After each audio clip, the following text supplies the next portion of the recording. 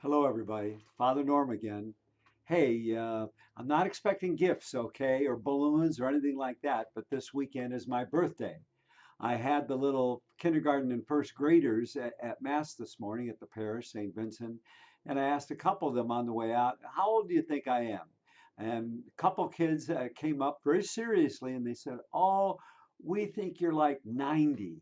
Whoa. Here I thought with my great spirit and enthusiasm, they'd say, oh, 45, 50. It was cute that they said that. And if I were 90 or someday if I get to be 90 and with this enthusiasm, it'll be wonderful. I'm reflecting just on a couple things for the sake of all of us, especially in this Lenten season, how we view life and how we then respond to it.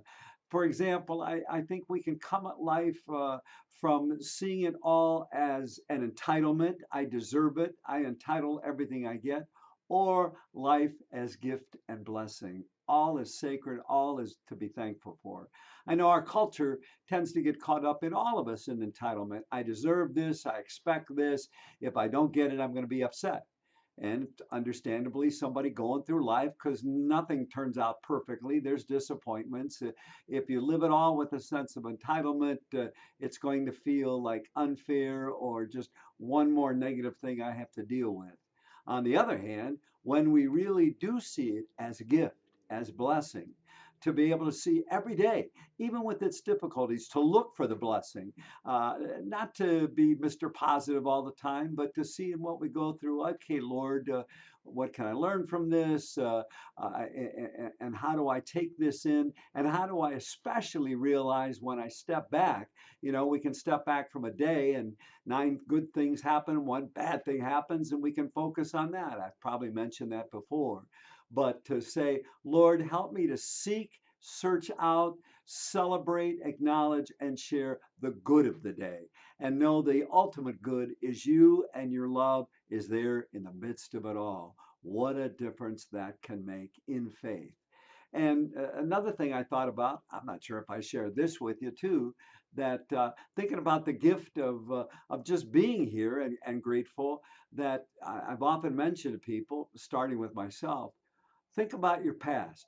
Go back generations. A lot of people now with ancestry are going back maybe 2 or 3 generations, but go back 20 generations. Think about this. If in just those 20 generations or further back, that the two people who came together in marriage and in relationship and had that intimate union, if and then went on to the next generation. If any couples in any of that cycle going back 2,000 years hadn't married or entered into that intimate relationship with the person they did, but maybe somebody else, we wouldn't be here. Each of us is here because all going back to the beginning, all those couples, all those relationships, passing it on from generation to generation, we're here. If one of them would have done it differently, we wouldn't be here. So I often think of that as a great gift, that we're the ones who are here, and also having a sense of purpose, whatever our life, that because we're here, the God who created us and worked through our parents wanted us to be here, believing that, hey, we're here at this moment in time, in this circumstance, doing our part to make a difference, to bring a little more goodness and love to the world. I know I've mentioned to you, and I'll mention again, she's one of my favorite stories and one of my favorite people, Esther Potter, back when I first went to St. Martha in actually 1985, 86. Esther was there, and I remember she read a poem at when I was being welcomed into the parish. And afterward, I talked to her. She actually came over to the rectory and she said, Father, I need some church bulletins. Well, and at this time, Esther was 97. And I said, oh, what are you doing with those bulletins? And she said, well, I've written some poetry and I'm taking these bulletins to the people in the old folks' home. And I remember thinking, wow, Esther, they could be your kids. And the point is, she knew that. She knew she was 98. She wasn't denying it, but it was 98 years of gift. And it was that every day, what got her going, she'd been widowed and her kids were out of state. Every day, she had that sense of purpose. She could bring a little more goodness and love to somebody else. And so she did that. She went to those nursing homes and she wrote these creative poems, and they were beautiful. So it reminds us, whatever our age, whatever the situation, we can make a difference in the world today. And so I'm going to wish every one of you a happy birthday, because the reality is every day is a birthday. Every day, being open to the Spirit of our God, we are rebirthed. This day is a new day, a new beginning.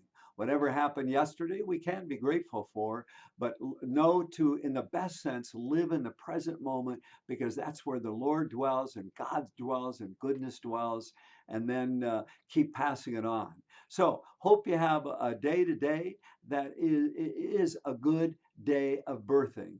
And you've heard me say this before too, when I often say to people, not just have a good day, make it a good day. A day of celebrating that you are the one that God created for all these centuries to be here at this moment in time and make a difference. God bless you. Thank all of you for friends who have wished me a happy birthday. And let's do that for each other, even if it's not our actual birthday. Because again, every day we're reborn into goodness and love. Take care. We'll talk to you soon. Bye.